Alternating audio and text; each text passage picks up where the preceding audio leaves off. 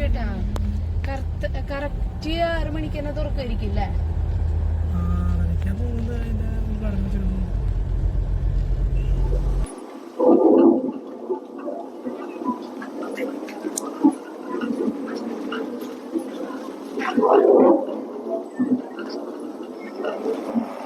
അയ്യോ എന്റെ ചെരുപ്പ്.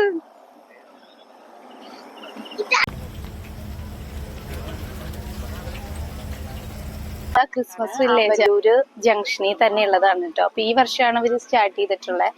കഴിഞ്ഞ വർഷമൊക്കെ ഇത് ഒരു വെറുതെ ഒരു പറമ്പായിട്ട് കിടക്കുമായിരുന്നു. ഇതിന്റെ ഉള്ളിലേക്ക് കയറിയിട്ടില്ല. ഉള്ളിലേക്ക് ഇപ്പൊ നമുക്ക് കയറി നോക്കാം. ഫുഡ് കോർട്ടും എല്ലാ കാര്യങ്ങളും ഉണ്ട്. നല്ല വലിയ പാർക്കിങ്ങും ഒക്കെ ഉണ്ട്. അപ്പൊ നമുക്ക് ഉള്ളിലൊന്ന് പോയിട്ട് അവിടെ എന്തൊക്കെയുള്ളതെന്ന് നോക്കാം കേട്ടോ.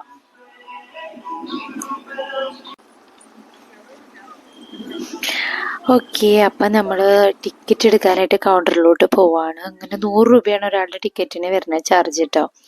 മോൾക്ക് എടുക്കേണ്ടി വന്നില്ല, എനിക്ക് രഞ്ജുവേട്ടന് മാത്രമേ എടുത്തുള്ളൂ. അപ്പം അതെടുത്ത് ഞങ്ങൾ അതിൻ്റെ ഉള്ളിൽ കയറി. ഇതാണ് എൻട്രൻസ് പോയിന്റ് എന്ന് പറയുന്നത്.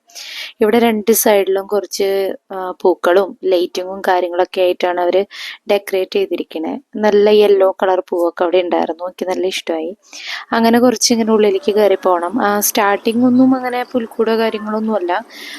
ഏറ്റവും ഫിനിഷിങ് പോയിന്റിലാന്ന് തോന്നുന്നുണ്ട്. കാരണം ഇവിടെ ഇപ്പം അതിൻ്റെതായതൊന്നും കാണാനില്ല. അങ്ങനെ കുറച്ചധികം നടന്നു പോകുമ്പോൾ ഇങ്ങനെ ചെറിയ ഓരോ കുന്നു പോലെയൊക്കെ ഉണ്ടാക്കിയിട്ടുണ്ട്. അതും ഇങ്ങനെ ചെറിയ കുടിലുകൾ പോലെയൊക്കെ വെച്ചിട്ടുണ്ട്. കുറേ പല കളേഴ്സുകളും ഒക്കെ ആയിട്ട് ഒരു വെറൈറ്റി പോലെ അവർ ചെയ്യാൻ നോക്കിയിട്ടുണ്ട്. പിന്നൊരു വെറൈറ്റി ആയിട്ട് കണ്ടത് ഈ ഗുഹയുടെ ഉള്ളിൽ കൂടെ പോകുന്നതാ. നമ്മളിപ്പോ എന്താ സിംഹത്തിന്റെ ഒരു മടയിലേക്കൊക്കെ പോവില്ലേ, അതുപോലത്തെ ഒരു ശബ്ദമൊക്കെ. എനിക്കത് കണ്ടപ്പോ തന്നെ പേടിയായി. മോൾക്കും പേടി തന്നെയായിരുന്നു. പക്ഷെ അവള് വേഗം രഞ്ജുവിന്റെ അടുത്തേക്ക് ഓടിപ്പോയി. ഞാൻ പിന്നെ ഇത് വീഡിയോ എടുക്കല്ലേ എന്ന് വിചാരിച്ചിട്ട് ഞാൻ ഭയങ്കര ധൈര്യത്തിലൊക്കെ അങ്ങനെ അങ്ങ് നടന്നു പോയി. കേട്ടില്ലേ, ഭയങ്കര ശബ്ദവും കാര്യങ്ങളൊക്കെയാ. അങ്ങനെ കുറച്ചിങ്ങനെ നടന്ന് ഇതിൽ കൂടെ തന്നെ അതിൻ്റെ ഉള്ളിൽ കിടക്കാൻ പറ്റുള്ളൂ.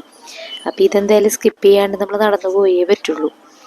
അങ്ങനെ കുറച്ച് അധികമൊന്നുമില്ല കേട്ടോ, ചെറിയൊരു കുറച്ച് ദൂരമേ ഉള്ളൂ. അതിൽ കൂടെ നടന്ന് നമ്മളതിൻ്റെ പുറത്തേക്ക് ഇറങ്ങി.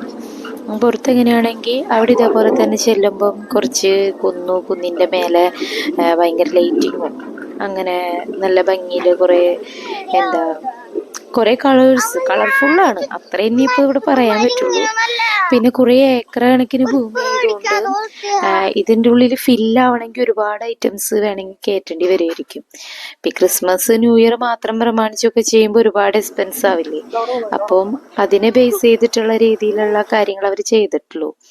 അപ്പൊ ഇവിടെ കുറച്ച് പേരൊക്കെ ഇങ്ങനെ വന്ന് തുടങ്ങണേ ഉള്ളൂ. കാരണം സ്റ്റാർട്ടിങ് ഡേ ആണ് ഞങ്ങൾ പോയത്.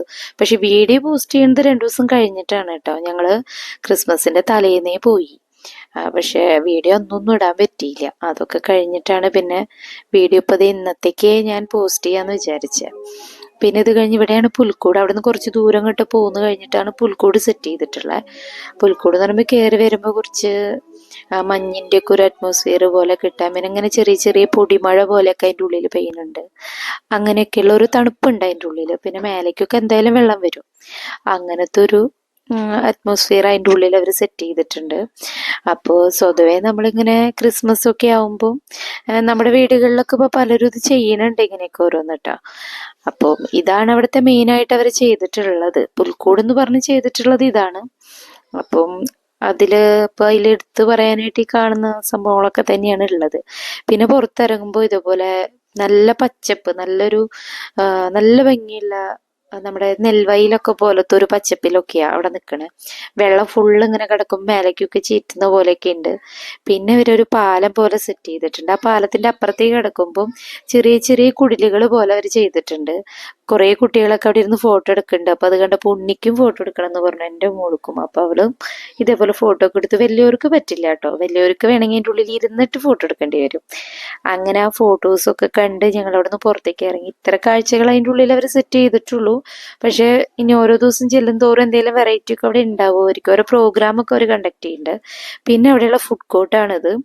അപ്പോൾ അധികം ആളുകൾ വരാത്ത കാരണം തന്നെ ഫുഡ് കോർട്ട് ഇപ്പോൾ സ്റ്റാർട്ട് ചെയ്ത് തുടങ്ങിയിട്ടേ ഉള്ളൂ.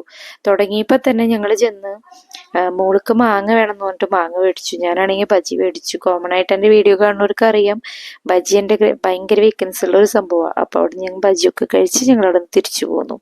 അപ്പോൾ ഇത് ആമ്പല്ലൂരുള്ളതാണ്, എല്ലാവരും വന്ന് നോക്കണം. ജസ്റ്റ് ഒരു നേരം പോക്ക്.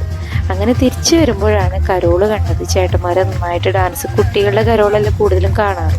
ഈ ചേട്ടന്മാരെ നല്ല പാട്ടും ഡാൻസും ഒക്കെ ആയിട്ട് ക്രിസ്മസ് നന്നായിട്ട് എൻജോയ് ചെയ്തിട്ടുണ്ട്. അപ്പം എല്ലാവരും ക്രിസ്മസ് നന്നായിട്ട് ആഘോഷിച്ചു എന്ന് വിചാരിക്കുന്നു. അപ്പം ഇനി അടുത്ത വീഡിയോയിൽ വരാം കേട്ടോ. അപ്പം നമ്മുടെ ചാനൽ സബ്സ്ക്രൈബ് ചെയ്യാൻ ആരും മറക്കരുത്. എല്ലാവരും നമ്മുടെ കൂടെ ഉണ്ടാവണം കേട്ടോ. Okay, by.